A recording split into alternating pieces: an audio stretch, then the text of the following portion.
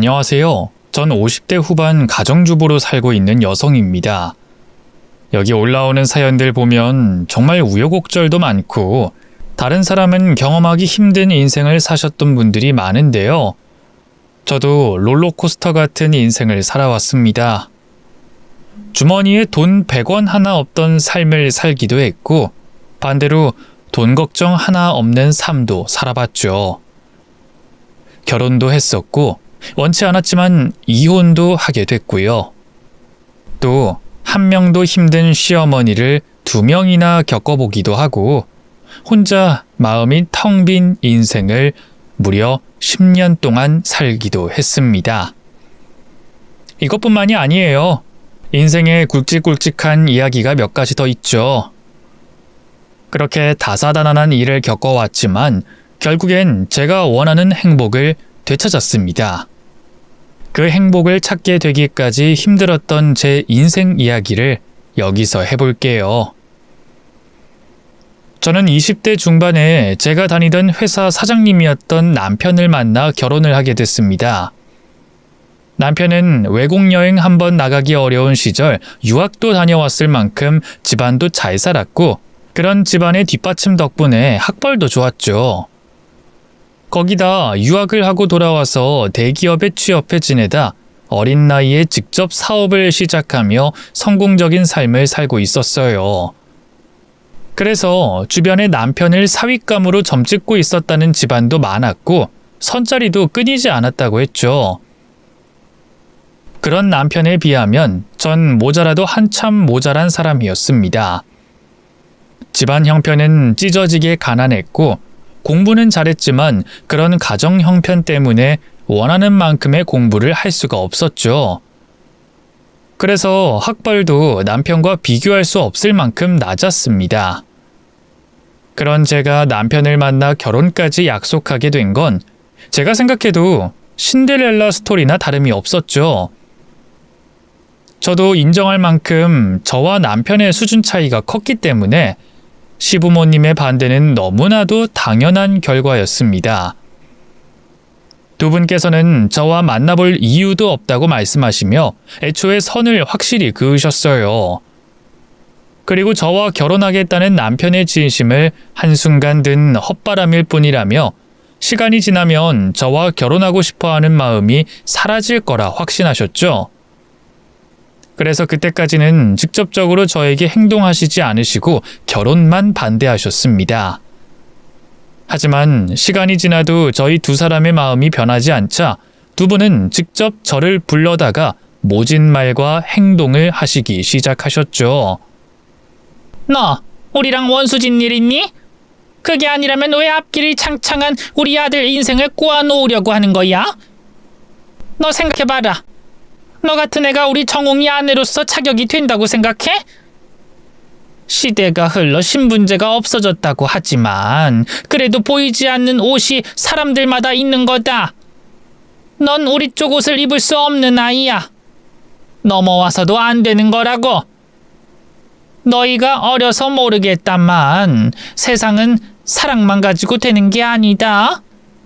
그리고 그 사랑에도 유효기간이 있는 법이고 네가 고집을 피워 우리 정웅이와 결혼한다고 해도 시간 지나면 네 발로 직접 나가게 되든 아니면 우리나 정웅이한테 쫓겨나가게 되든 나가게 돼 있어.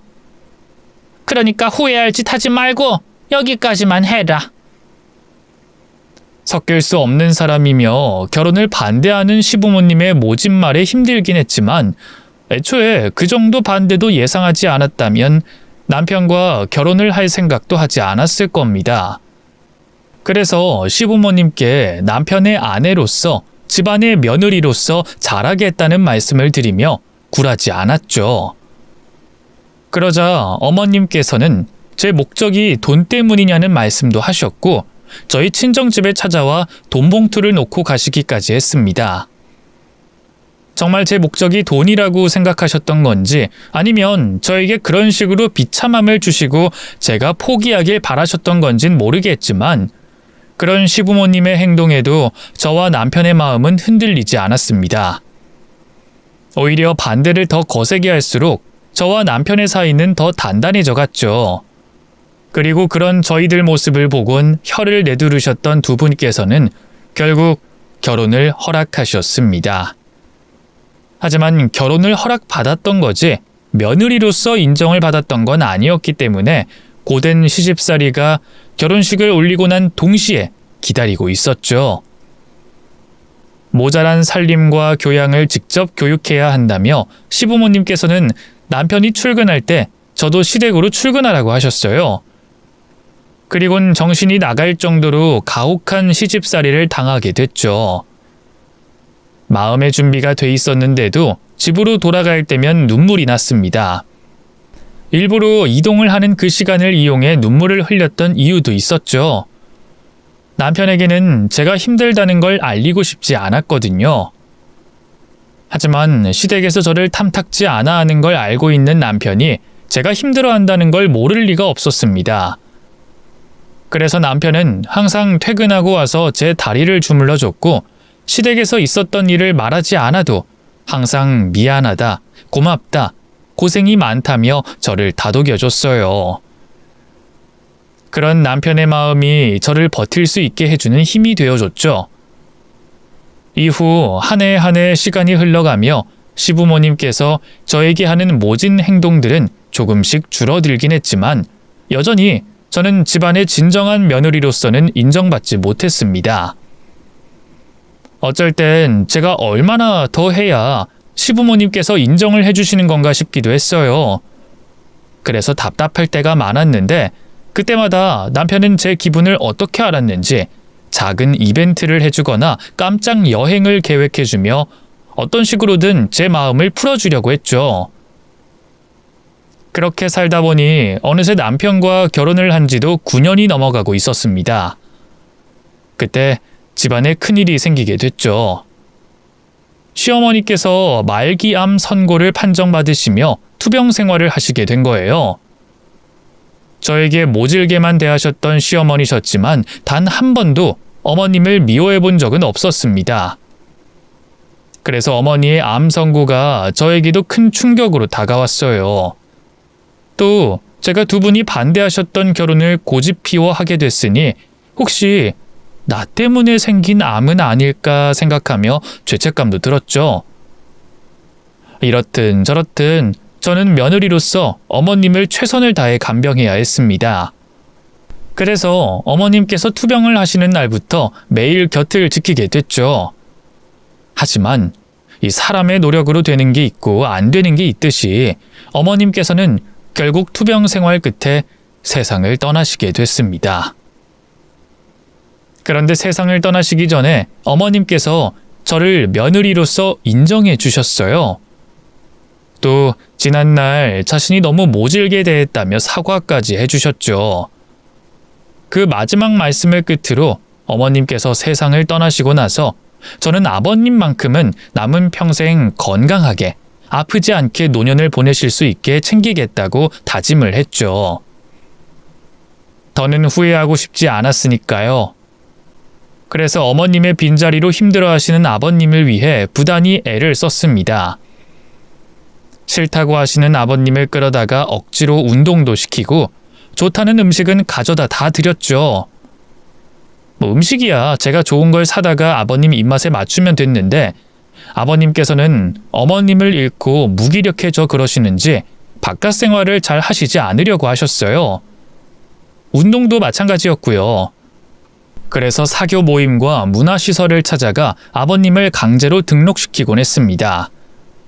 비슷한 나이대 또는 같은 취미가 있는 모임 생활이라면 아버님께서 관심을 나타내지 않을까 하고 말이죠. 다행히 효과는 있었고 아버님께서는 몇몇의 모임을 다니시게 되며 점점 얼굴이 밝아지고 계셨죠. 딱 이렇게만 우리 가정을 유지하면 되겠다고 생각했습니다. 어머님의 부재가 가슴 아프긴 했지만 제가 아버님과 남편의 건강을 챙기며 내조하면 더 이상 가슴 아플 일은 없을 거라고 말이죠. 그런데 전혀 예상치 못했던 상황이 생겼어요. 제가 수십 번 생각해도 전혀 그려지지 않던 저희 가족의 모습이 그려지기 시작한 거죠. 아버님께서 모임에서 만난 여자와 재혼을 하고 싶다고 말씀하셨습니다. 어머님께서 세상을 떠나시고 1년이 조금 넘었을 때라 이르다는 생각이 있었어요. 아버님께서 모임을 나가시게 된 건 어머님이 돌아가시고 나서 5, 6개월 정도 지났을 때였으니 만나신다고 하는 여성분과의 연애 기간을 계산해 보면 길게 잡아도 6개월밖에 안 됐으니까요. 거기다 결정적으로 그 여성이 너무 어렸습니다. 저보다 1살인가 2살 어리기까지 했으니까요. 당연히 남편은 반대를 했고 저는 아버님 앞이라 본심을 말을 하진 못했지만 좀 더 신중하게 생각하시라고 아버님께 말씀드렸습니다. 아버님께선 저희가 하는 말을 귓등으로도 들으려 하시지 않았지만요. 끝내 아버님께서는 그 여자를 저희들 앞에 데려오셨고 이미 새어머님이 되신 것처럼 행동을 하셨습니다. 그런데 처음 본 여자가 행동하는 걸 보니 아버님을 사랑하는 게 아니라 그 배경을 사랑하는 것처럼 보였어요. 돈 때문에 아버님과 결혼을 하려는 것처럼 보였죠. 남편도 그런 느낌을 받았다 해서 결국 남편과 제가 아버님을 말리게 됐습니다. 그러자 시부모님께서 반대한 저희 결혼을 내세우시더라고요. 그래서 너희가 내 결혼을 막겠다는 거야? 부모가 반대한 결혼을 한 것들이. 그리고 내가 너희들한테 허락받고 결혼해야 하는 거냐? 나 같은 노인네는 사랑하는 사람과 살지 말고 혼자서 늙어가다 죽으라는 거냐고? 치워라. 한마디만 더 하면 너희들 내 새끼 아니라고 생각할 테니 그만해. 그 여자 눈에서 진심으로 아버님을 사랑하는 눈빛이 보였다면 그렇게까지 반대하지 않았을 건데 정말 수백 번 생각해도 이건 다른 의도가 있다고 확신이 들어 아버님의 강경한 모습에도 끝까지 반대를 했습니다.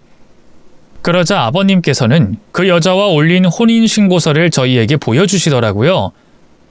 이미 신고서 작성하고 제출까지 했는데 저희의 반대가 무슨 소용이 있겠어요. 좋든 싫든 그 여자의 새 어머니로, 새 시어머니로 모시고 살아야 했죠.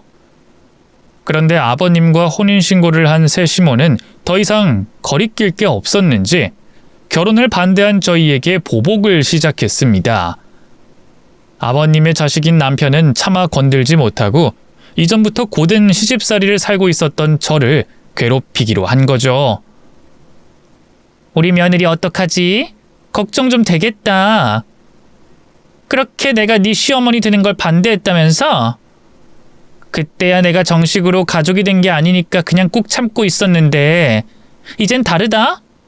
내가 네 시어머니 되는 사람이니까 앞으로 내 말 잘 따라야 할 거야. 그래서 말인데 내일부터 아침상 좀 차려. 너가 예상하다시피 난 직접 아침 해먹은 적이 없거든. 그렇다고 며느리가 있는데 내 손으로 요리하는 건 좀 그렇고 너도 나한테 점수 좀 따야지. 안 그래?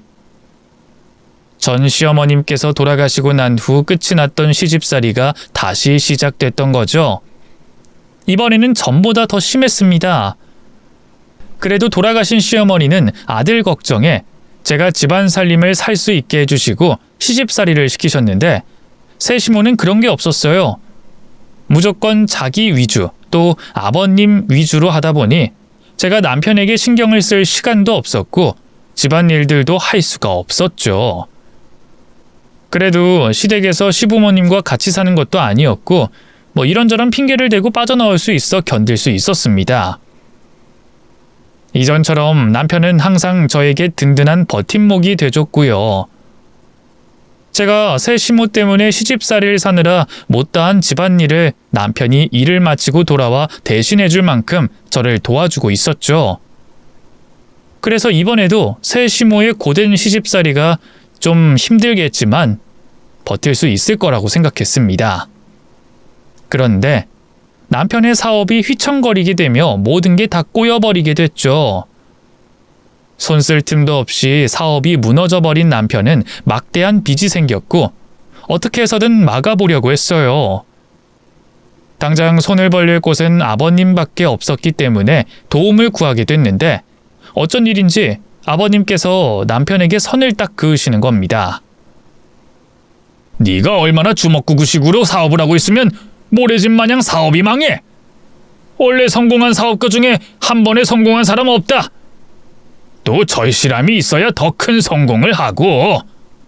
이번 일 네가 알아서 해봐라. 내 도움 구할 생각하지 말고. 과거와는 180도 다른 모습의 아버님을 보며 분명 그 뒤에 새 시모의 입김이 있을 거라 예상했습니다. 그렇다고 해도 포기할 순 없었어요. 당장 그 큰 돈을 부탁할 곳은 아버님밖에 없었거든요. 하지만 소용이 없었죠.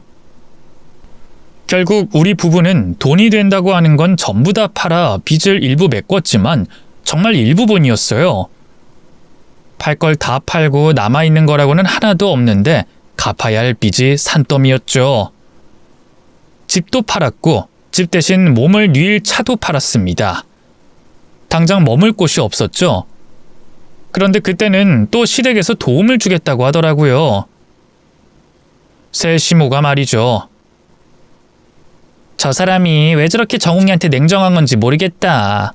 내가 말을 해봤는데도 소용이 없네. 우선은 내가 저 사람 설득시켜서 우리 집에서 지낼 수 있게 했으니까 들어와서 지내.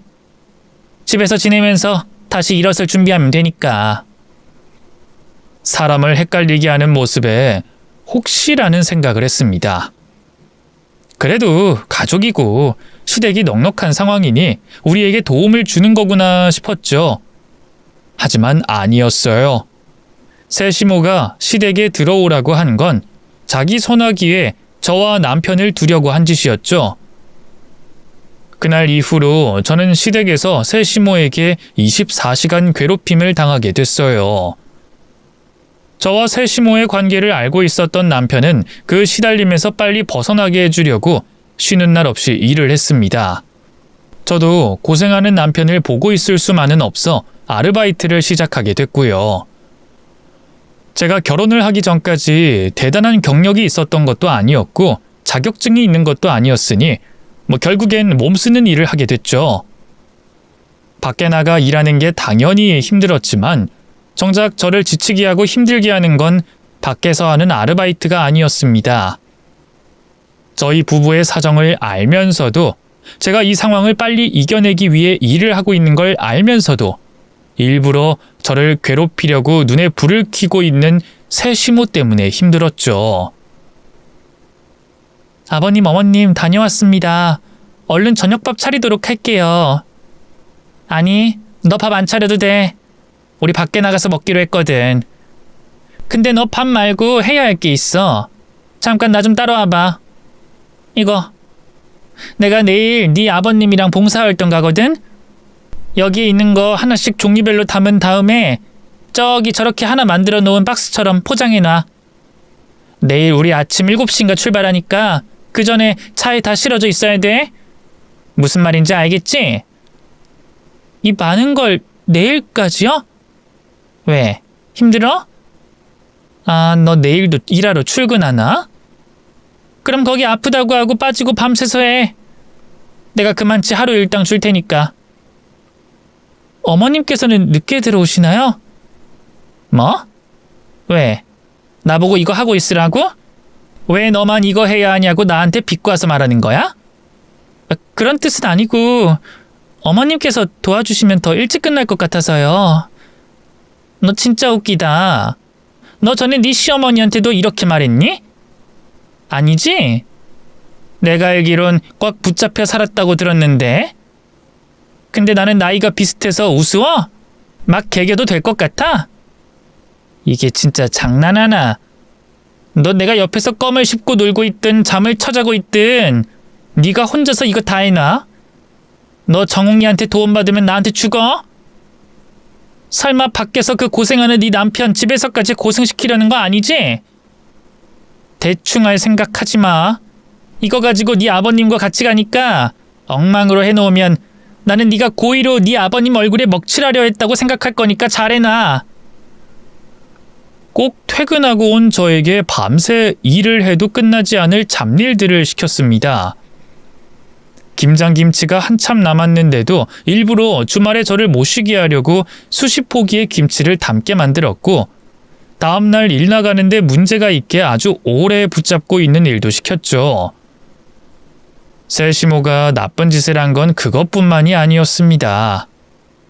일부러 아버님과 남편의 사이를 이간질하기도 했어요. 그건 저처럼 남편이 미워서 그렇게 한다기보다는 재산 때문인 것 같았습니다. 아버님과 남편의 사이가 멀어져야 자신이 어떤 식으로든 아버님 재산의 목소리를 더 낼 수 있으니까요.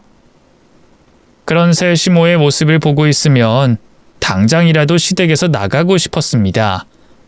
단칸방이라도 얻어서 말이죠. 그런데 통장 잔고를 보면 그런 마음을 먹었던 게 수그러들었어요. 하루하루 불어나는 이자도 감당하기 힘든 상태였으니까 말이죠. 하지만 시모의 괴롭힘은 해도 해도 너무 심했습니다. 비슷한 나이라는 이유로 인격 모독을 더 수시로 했고, 어떻게 해서든 저를 짓밟아 마음에 상처를 주려고 했죠. 그런 푸대접과 괴롭힘을 받으면서도 남편이 집안일까지 신경 쓰지 않길 바랬던 저는 집안에서 있었던 일은 단 한 번도 남편에게 말하지 않았어요.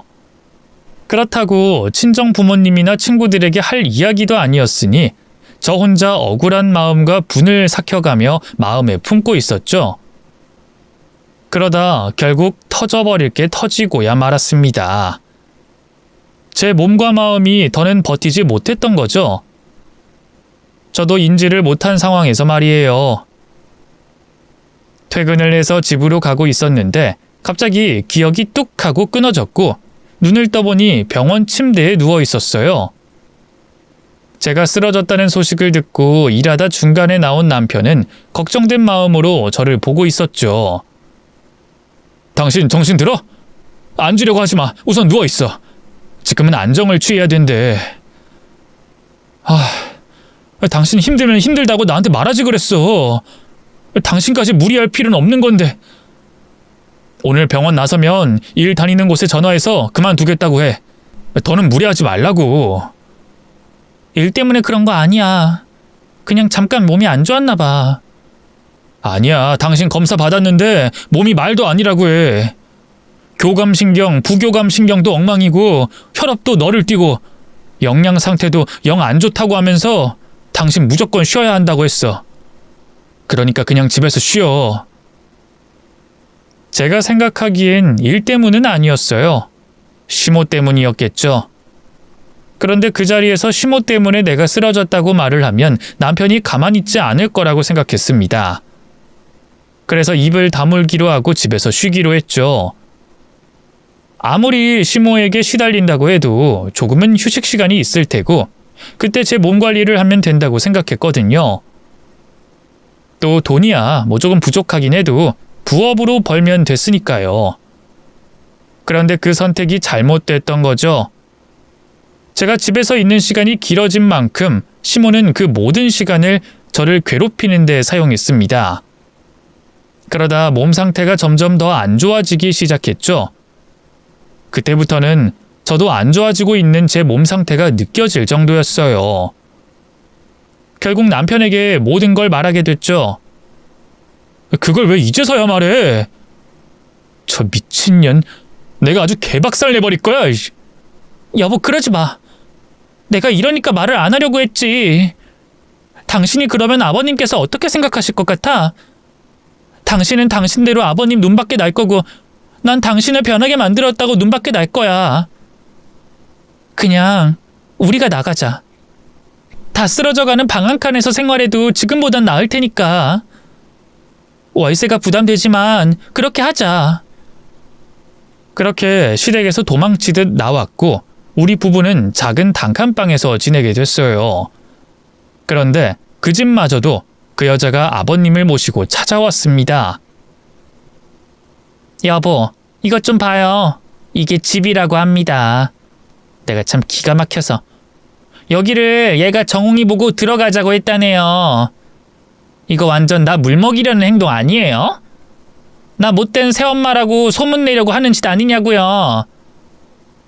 너 지금 뭐 하는 짓이니? 네 남편 일하느라 고생하고 있으면 적어도 집에서는 편안하게 있게 해줘야지. 이 코딱지만한 집에서 뭘 하겠다고 정웅이를 데리고 온 거야? 어머님, 실은 저희 여기가 아버님 댁보다 편해요. 두 분께 안 좋은 모습도 덜 보일 수 있어서 눈치도 덜 보이고요. 어머, 제 말하는 거 들었어요? 우리가 눈치를 줬다고 하네? 야, 너 나 어디까지 못된 년으로 만들려고 이러는 거니?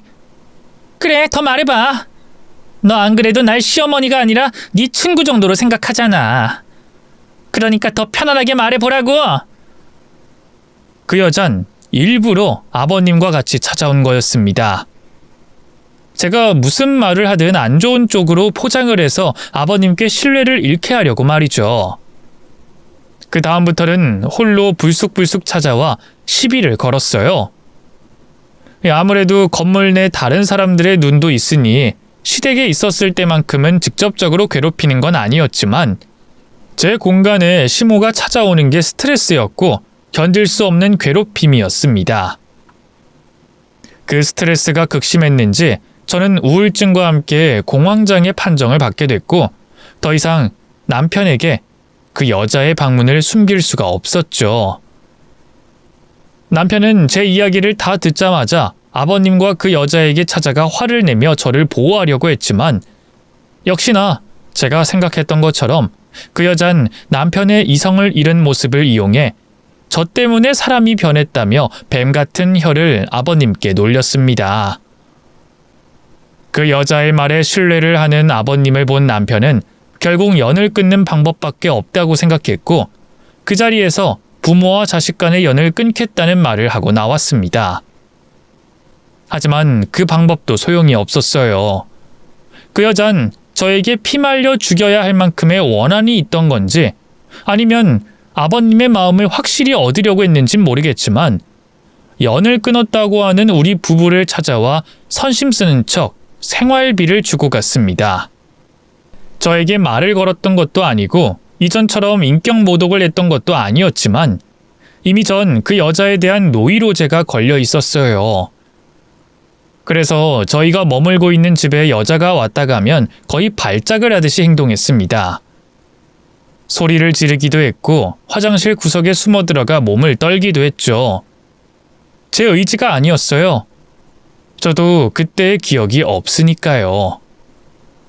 제 상태가 점점 걷잡을 수 없게 안 좋아지자 남편은 자신의 곁을 떠나는 게 가장 나은 방법일 것 같다며 이혼하자는 말을 꺼냈습니다. 친정으로 돌아가 스트레스 없는 환경에서 있으면 나아질 거라면서 말이죠. 당신 무슨 말도 안 되는 소리라는 거야? 내가 약을 더 잘 먹을게. 아니, 아예 다시 이사를 가자. 그 여자 못 찾을 만한 곳으로. 그럼 되는 거지. 왜 우리가 헤어져? 그 여자 어떤 식으로든 우리를 찾아낼 거야. 여기 찾아왔을 때 못 봤어? 그리고 꼭 그 여자 때문만은 아니야. 이런 생활 언제까지 더 해야 할지 몰라. 이런 환경에 당신 몸 회복하는 건 말도 안 되는 거라고. 나한테 쌓여있는 빚, 미친년 같은 저 여자까지 내 주위엔 온통 당신을 힘들게 하는 것들만 있다고. 나랑 있으면 당신만 불행해져. 당신은 나 아니었으면 더 행복한 삶 살고 있을 거라고. 더는 사서 고생하지 마. 내 옆에서 힘든 거 참고 있는 당신, 나 보기 너무 힘들어. 그 시기가 안 힘들다고 말할 순 없었지만 남편과 헤어지는 게 해답은 아니라고 생각했습니다. 그래서 거절했죠. 그래서 남편은 친정 부모님께 제가 이제까지 새 시모라는 여자에게 당했던 일과 현재 경제적인 상황을 알리며 저와 이혼하는 데 도와달라고 부탁을 했어요. 결국 친정 부모님의 설득과 일부러 저와 거리를 두는 남편으로 인해 그 당시 상황에선 이혼밖에 답이 없다고 생각했고 우리는 어쩔 수 없이 헤어지게 됐습니다. 남편과 이혼하게 된 저는 친정집으로 내려가 건강을 회복하게 됐죠. 하지만 친정집에서 길게 머물 수는 없었습니다. 부모님 두 분께서 사시기에도 넓지 않은 집에 다 큰 딸이 들어와 요양을 하는 것도 무리가 있었고 친정 부모님 눈앞에서 더 이상 걱정 끼치기 싫었거든요. 그래서 몸이 어느 정도 회복이 된 이후에는 집을 나와 일을 시작하며 혼자 생활하게 됐죠. 생각보다 몸은 빠르게 회복됐고 사회생활을 할 수 있을 정도로 보기에는 이상이 없어 보였지만 마음은 그러지 못했어요. 정신적으로 괴롭히는 사람이 없으니 우울증이나 공황장애는 좋아졌지만 사랑하는 남편과 원치 않게 헤어지게 되며 마음이 텅 비어버렸습니다. 하루하루 의무적으로 살아가고 있다고 할까요? 출근을 해야 하니 눈이 떠지고 일을 해야 하니 밥을 먹고 다음날 또 출근을 해야 하니 잠을 자는 그런 삭막한 삶을 살았죠. 저 스스로도 지겨웠고 힘들었습니다. 버틴다고 버텨봤는데 이것도 못할 짓이라고 느껴졌어요. 이럴 바에는 피말라 죽게 되더라도 남편 옆에 있다 가는 게 좋겠다고 생각할 정도였죠. 그래서 도저히 남편 없이는 안 될 것 같아 시댁으로 찾아갔습니다. 그런데 당연히 그곳에 있을 거라고 생각한 시댁 가족들이 남편을 포함해 없었어요. 얼마 전에 이사를 갔다고 하는데 누구도 시댁 가족들이 내 남편이 어디로 갔는지 모른다고 하더라고요. 후회가 됐습니다. 이럴 줄 알았더라면 괜히 버티지 말고 남편이 사무치도록 보고 싶을 때 찾아왔어야 했다고 후회를 했죠. 그래도 남편이 언젠간 저를 찾지 않을까 싶어 앞집과 옆집, 이웃분들께 제 전화번호를 드리고 남편이 찾아오면 연락을 부탁드린다는 말을 전하게 됐죠. 하지만 기다리던 연락은 오지 않았습니다.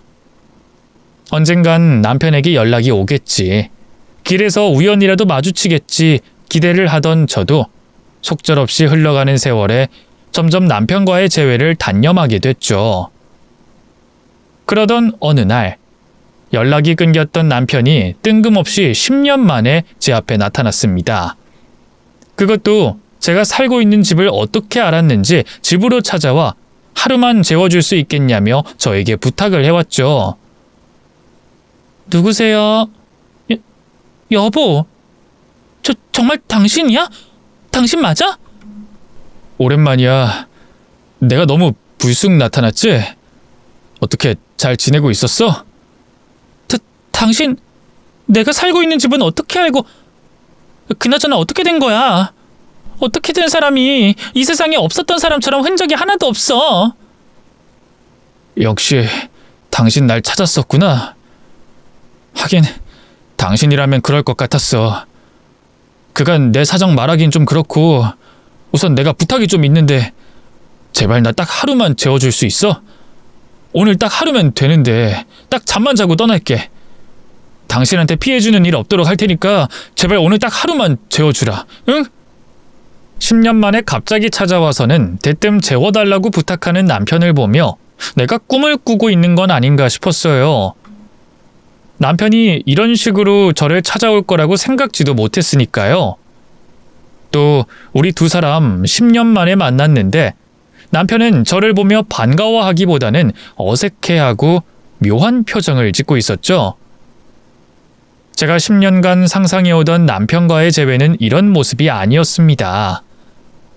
우리 두 사람 서로를 무척이나 사랑했지만 어쩔 수 없는 현실적인 문제들로 헤어졌기 때문에 그 다음번 만남에 있어서는 굉장히 애틋할 줄 알았어요. 설령 상황이 과거보다 더 안 좋다고 해도 말이죠. 그런데 남편은 저에 대한 궁금증은 하나도 없는지 어색해하는 웃음만 보인 채 잠을 재워줄 수 없냐는 부탁만 했죠. 서운하더라고요. 이제까지 10년간 나만 남편을 만나길 애타게 기다린 것 같아서 말이죠. 그런데 그런 서운함도 잠시였습니다. 남편의 행색을 보게 되면서 말이죠. 남편의 행색이 더러웠던 건 아니지만 한 곳에서 머물며 생활하진 않는지 가방 여러 개를 몸에 걸치고 있더라고요. 그제야 이 사람 이제까지 힘들게 살고 있구나. 지금 이 사람에겐 나와 반갑게 재회할 마음의 여유조차 없구나 라는 생각이 들었습니다. 마음이 좋지 않았어요. 지난 10년 동안 연락도 소식도 없는 남편을 그리워하며 그래도 어찌됐건 건강하게 행복하게 살고 있기를 바라고 있었거든요. 그러니 몸을 가누기도 힘들 정도의 가방들을 가지고 있는 남편이 안쓰러워 보였죠. 그래서 다른 말은 묻지 않고 남편을 집 안으로 들였습니다. 또 오랜만에 내 남편에게 따뜻한 밥상을 차려줬죠. 아주 오랜만에 내가 살아있다는 걸 느낄 수 있는 순간이었어요. 비록 남편과 제 관계나 우리 주변 환경이나 과거와는 많이 달라져 있었지만 남편을 위해 요리를 하고 밥상에 앉아 같이 밥을 먹는 순간은 과거 행복했던 순간처럼 가슴이 따뜻해지는 시간이었죠. 남편도 나와 같은 순간을 느끼고 있을 거라 생각했습니다. 하지만 우리 두 사람은 필요한 말 이외에는 어떠한 대화도 나누지 않았어요. 제가 바라던 건 아니었죠. 남편과 떨어져서 지내게 된 지 10년이 됐으니 묻고 싶은 게 너무 많았습니다. 제가 궁금한 것만 다 묻는다고 해도 그날 밤을 지새울 수 있을 것 같았죠. 그런데 제가 모르고 있는 남편의 시간들에 대해 궁금하고 또 궁금했지만 전 아무 말도 하지 않았어요. 남편을 최대한 편하게 해주고 싶었거든요. 혹시 내가 묻는 말에 이 사람이 불편하게 생각하면 어쩌나, 내 행동이 이 사람에게 눈치를 보게 만드는 건 아닌가 싶어서 최대한 조심하며 남편을 대했습니다. 여태 고생했을 남편에게 단 하루라도 편안한 잠자리를 만들어주고 싶었으니까요. 그리고 그 편안함으로 하루가 아니라 이틀, 그리고 일주일, 더 나아가 남은 평생을 제 곁에서 남아주길 바랬습니다. 그렇게만 해준다면 제가 모르는 남편의 10년에 대해선 평생 묻지 않을 자신이 있었어요. 남편이 내 집에 머무는 동안 편히 지내길 바라는 제 마음이 느껴졌는지 남편은 오랜만에 내어준 식사를 깨끗하게 다 먹었고 좀 전보다는 표정도 좀 풀어진 모습이었습니다. 하지만 그 이상의 진전은 없었죠. 남편은 자신을 위해 내어준 방으로 들어가선 한참을 나오지 않다 자정이 되었을 무렵 저에게 고맙다는 짧은 말과 그만 잠을 자겠다는 말을 했습니다. 아쉬웠어요. 자신의 이야기는 말하지 않더라도 나의 10년은 궁금해서 물어볼 줄 알았거든요. 남편과 대화다운 대화를 하고 싶었지만 내 욕심 때문에 남편이 불편해하고 달아날까 싶어서 오늘은 이렇게 조용한 하루를 보내자 싶었습니다. 내일 긴장이 풀린 남편과는 오늘보다 더 가까워지고 이야기를 몇 마디 나눠볼 수 있지 않을까 하는 기대를 품고 말이죠. 남편이 잠자리에 들겠다고 한 후 저 역시도 잠을 자려고 누웠지만 잠이 오지 않았습니다. 갑자기 찾아온 남편에 대한 생각들로 가득해 잠이 오지 않기도 했고 혹시 내 행동 중 무엇 하나가 남편을 불편하게 만들어 제가 잠을 자던 중 남편이 집을 나가면 어쩌나 싶었거든요. 그래서 머릿속으론 남편과 어떤 식으로 풀어가야 할지 고민하고 있었고 밖에서 무슨 소리가 들린다 하면 귀를 기울이다 보니 잠에 들지 못했어요. 그러다 언제 잠이 들었는지도 정확히 모르겠지만 창밖이 푸르스름하게 변해가고 있을 때쯤 저도 모르게 잠이 들었던 것 같습니다. 세상 모르게 잠이 들었던 것 같은데 남편이 저를 깨우는 소리에 잠에서 깼어요.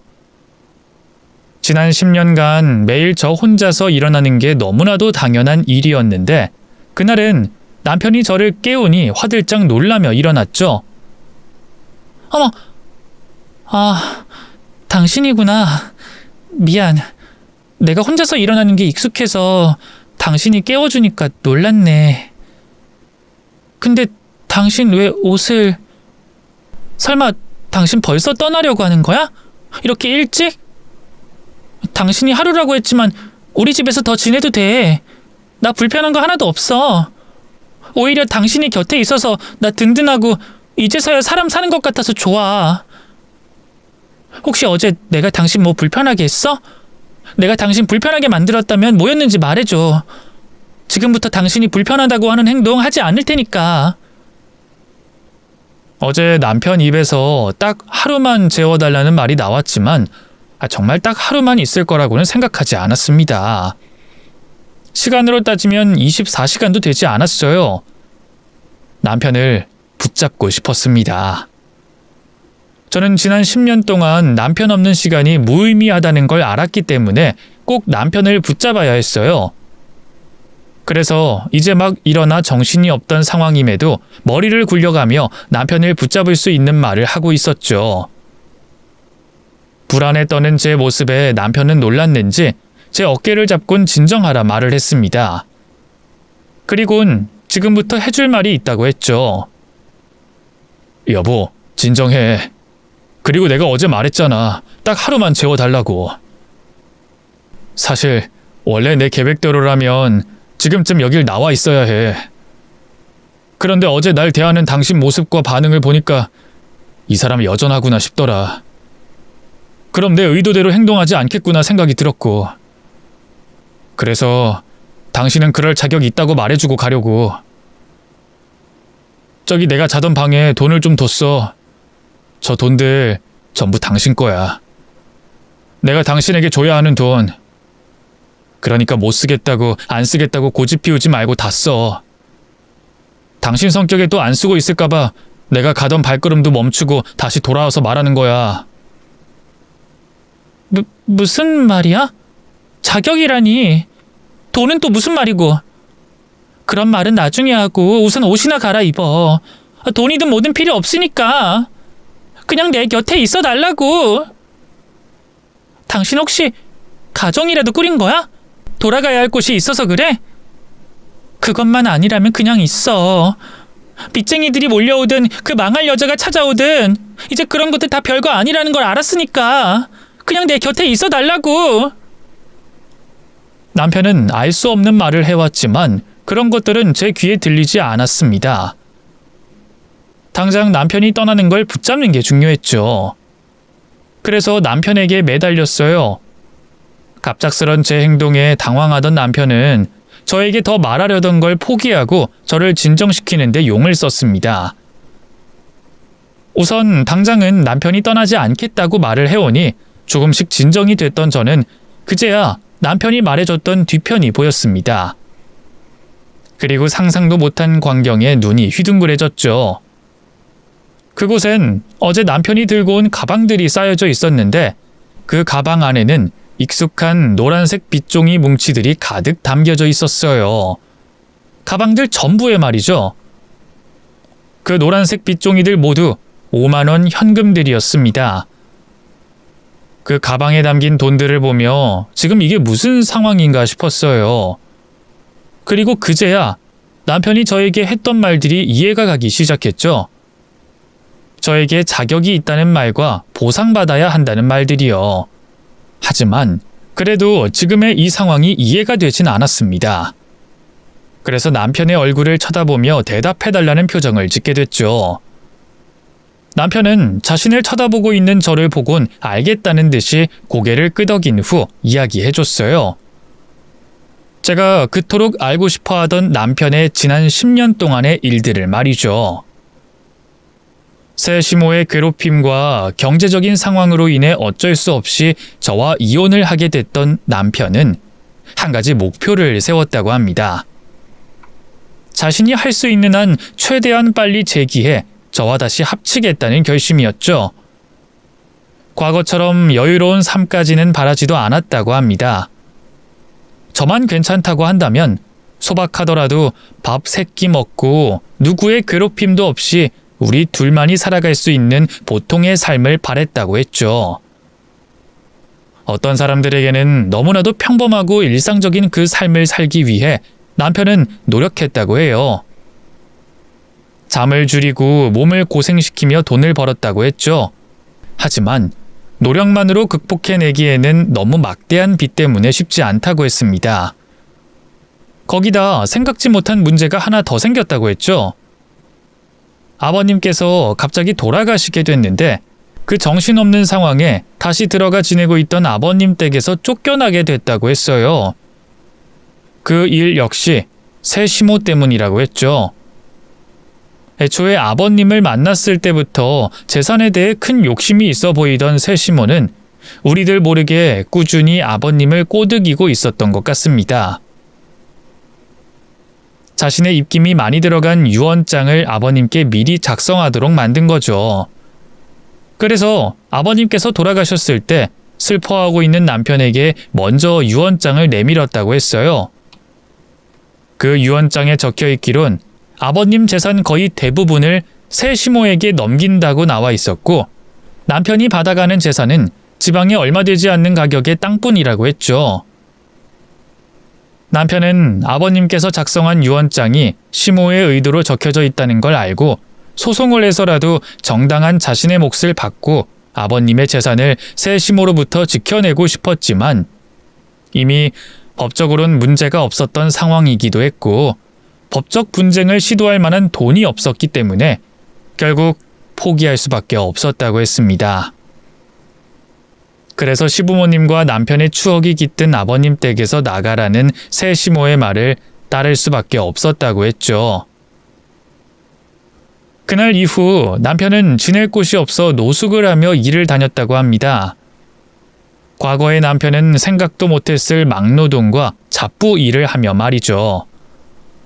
하루하루 자신이 할 수 있는 최선을 다하면서 살아가고 있었지만 남편의 상황은 항상 제자리 걸음이었고 자신이 소중하게 생각하는 존재들은 모두 자신의 곁을 떠나갔으니 남편은 점점 어두운 생각을 했다고 합니다.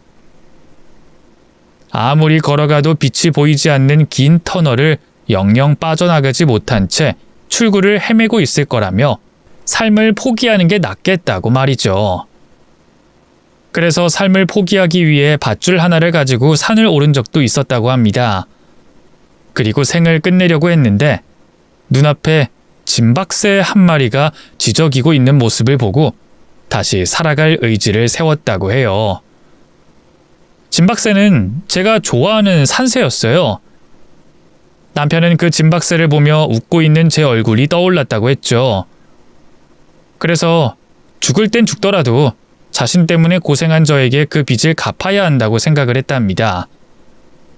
그렇게 삶의 의지를 불태운 남편은 다시 막리를 하며 자신이 빚을 진 채권자들에게 찾아갔다고 합니다. 그리고 한 분 한 분께 자신이 꼭 다시 일어서야 하는 이유가 있다며 믿고 기다려주시길 부탁했다고 해요. 채권자들 모두 파산 신청을 하지 않고 빚을 갚아가고 있던 남편의 말을 믿어주시기로 했고요. 그때부터 남편은 정말 마지막 인생이라고 생각하고 열심히 살았다고 합니다. 이전에도 충분히 열심히 살고 있었지만 말이죠. 또 잠시 중단된 빚 독촉으로 인해 마음에 여유가 생기기도 했고 미뤄왔던 상속을 할 수 있었다고 해요. 그래서 그 상속받은 땅을 팔아 받게 된 얼마 되지 않은 돈으로 장사를 시작했다고 합니다. 그때부터 낮에는 막일, 저녁부터는 장사를 하는 삶을 살았고 빚을 조금씩 갚아나가며 돈을 모아갔다고 하네요. 그렇게 7년 동안 자신에게 쓸 돈 아껴가고 잠잘 시간 줄여가면서 돈을 모아 빚을 갚고 저에게 줄 돈을 만들었다고 했죠. 자신이 정한 목표 금액이 채워지자 남편은 오래전에 다짐했던 자신과의 약속을 지키기 위해 저에게 찾아왔던 거고요. 돈만 덩그러니 놓고 가면 누가 돈을 줬는지 무슨 의미인지 모를까봐 일부러 저희 집에서 하루 묵었던 겁니다. 그러다 아직도 자신을 사랑하고 배려하는 모습의 저를 보곤 놓고 간 돈을 쓰지 않고 자신을 기다릴 거라 생각해 저를 깨웠던 거죠. 저 돈을 쓸 자격이 있다고 말을 하면서 말이에요. 남편이 살아온 10년간의 인생 이야기를 듣곤 남편이 밉기도 하면서 불쌍하기도 했습니다. 우선 틈틈이 내가 뭘 하고 사는지 어디에 있는지 확인을 했다면서 내 앞에 나타나지 않은 남편이 밉고 원망스러웠어요. 그 다음엔 홀로 갖은 고생을 했을 남편이 불쌍하고 안쓰러웠습니다. 바보 같은 사람. 아버님께서 돌아가시고 집에서 쫓겨난 상황이라면 나를 찾아와 같이 고생하면 됐을 것을, 그러면 10년 동안 한 고생을 반으로 줄였을 것을 혼자서 다 짊어지고 있었으니까요. 자신이 고생한 내용은 대충 얼버무리며 말 한마디로 줄였지만 남편이 그동안 얼마나 고생을 했을지 저는 느껴졌고 알 수가 있었습니다. 몸만 고생을 했을까요? 저에게 가진 죄책감 때문에 마음고생은 또 얼마나 했겠어요. 그걸 생각하니 가슴이 아파왔습니다. 그리고 도저히 남편을 이대로 떠나보낼 수가 없었죠. 당신 바보야? 그 시간 동안 왜 혼자서 고생해? 당신 고생하는 동안 나는 마음 편히 잘 살았을 것 같아? 그리고 저렇게 지난날 고생한 값이라면서 돈 주고 떠나면 끝이야? 그러면 당신 마음속에 있는 죄책감이 사라져? 내가 언제 당신한테 죄책감 가지라고 했어? 내가 당신이랑 이혼을 왜 했는데? 당신 힘들어하지 말라고 이혼해줬던 거 아니야? 그런데 왜 마음에 짐을 두고 자신을 혹사시켜? 그냥 아버님 돌아가시고 그 여자랑 인연이 다 끝났을 때 나한테 다시 와줬으면 됐잖아. 그럼 우리 둘 현실은 고단해도 행복하게 살면서 마음고생 안 하고 살았을 거 아니야. 왜 안 돌아왔어? 내가 당신 얼마나 보고 싶어 했는데. 죽어도 당신 옆에서 죽는 게 낫다는 걸 알고 내가 얼마나 혼자서 힘들어 했는데. 당신 못 떠나. 나 저 돈 필요 없으니까 당신만 내 곁에 있어줘. 응? 미안해 여보. 난 당신 고생시키기 싫어서. 내가 재기에 성공한다는 보장도 없고 내 곁에 있으면 또 언제 그 여자가 찾아올 줄 모르니까 난 당신이 내 곁에 떨어져서 지내는 게 행복할 거라고 생각했어. 나도 당신 보고 싶었고 같이 있고 싶었는데 그게 저번처럼 잘못된 선택이면 어쩌나 싶어서 당신한테 찾아갈 용기가 없었어. 정말 미안해. 저에게 미안하다며 눈물을 보이는 남편에게 전 더 심하게 투정을 부렸습니다.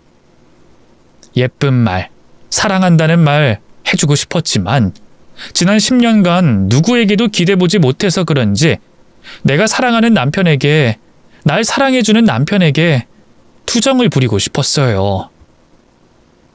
그렇게 저는 눈물을 흘리며 한참 동안 남편에게 투정을 부렸고 남편은 그런 저를 안아주며 후회와 기쁨이 섞여 있는 울음을 터뜨렸습니다. 그리고 한참 동안 서로를 부둥켜 안고 있었죠. 이후 울음을 그치고 나서 진정이 됐던 저는 남편에게 어떠한 마음을 가지고 있는지 물어봤어요. 10년이 지났지만 제 마음속에는 여전히 남편밖에 없었기 때문에 이 사람과 남은 생을 부부로서 다시 연을 맺고 함께하고 싶었습니다. 어떠한 삶을 산다고 해도 말이죠. 그래서 제가 먼저 말했어요. 남편과 다시 살고 싶다고. 남편도 그동안 죄책감 때문에 제 앞에 나서지 못했다는 말을 하며 자신을 용서해 준다면 다시 저와 함께 부부의 연을 맺고 살아가고 싶다고 했고요. 그렇게 우리는 10년 만에 다시 부부가 됐어요. 지난 10년간 떨어져 있어서 서로를 너무 그리워한 탓인지 그날 이후 저흰 어디든 같이 다니고 뭐든 같이 하고 있죠. 일도 같이 하고 취미도 같이 배우고 좋든 싫든 뭐든 한 공간에 있으며 옆에 있어주고 있어요. 그러다 보니 주변에서는 저희 부부를 보고 늦은 나이 결혼을 한 신혼부부쯤으로 생각을 하더라고요. 10년간이나 떨어져 있었으니 영 틀린 말은 아닌 것 같아 굳이 사람들에게 해명을 하거나 정정을 하진 않습니다. 또 우리 두 사람만 행복하면 되니까 크게 신경 쓰지 않기도 하고요. 글을 마치며 제가 몇 마디 남기겠는데 아무래도 이곳을 기혼인 분들이 많이 보시는 것 같아서 부부관계에 대해 도움될 만한 말을 해보겠습니다. 왜 가끔 오랫동안 산 부부들이 장난이겠지만 자신의 배우자가 귀찮다, 지겹다 이런 소리 하잖아요. 전 그런 말 들을 때마다 장난인 걸 알면서도 걱정되고 겁이 납니다. 제가 남편과 떨어져 지내보니 그 시간이 얼마나 힘든 시간인지 알고 있으니까요. 또 그런 말들이 부부관계에 절대 도움 안 될 거라고 생각해요. 빈말이고 장난이라도 그런 말보다는 사랑한다, 좋아한다라는 말을 빈말로 장난으로 하면 분명 관계에 있어 더 좋을 거라고 생각합니다. 사랑하는 사람과 자이든 타이든 떨어져서 지내면 내가 못해준 것들만 생각나 가슴 아프거든요. 그러니 옆에 있는 배우자에게, 가족에게 지금 바로 사랑한다고 말해보세요. 그 말을 듣게 된 상대방은 분명 어떤 웃음이든 여러분께 웃음을 보이실 거니까요. 그럼 여러분도 저희 부부와 같이 행복한 시간 많이 보내시길 바라겠고, 전 사연을 끝내도록 하겠습니다. 들어주셔서 감사합니다.